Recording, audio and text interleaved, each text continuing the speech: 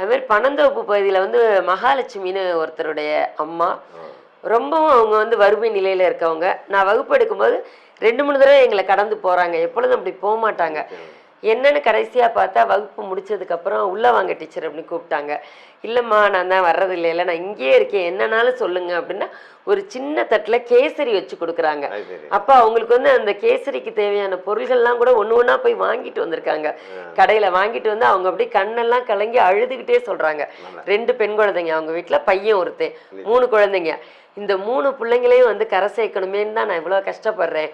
இந்த கொரோனா காலத்தில் நீங்கள் இப்படி வீடு தேடி வந்து வாசலில் உட்காந்து சொல்லிக் கொடுக்குறீங்களே டீச்சர், உங்களுக்கு ஏதாவது செய்யணும்னு நினச்சேன், இந்த கேசரி தான் என்னால் கொடுக்க முடிஞ்சிச்சு அப்படின்னாங்க.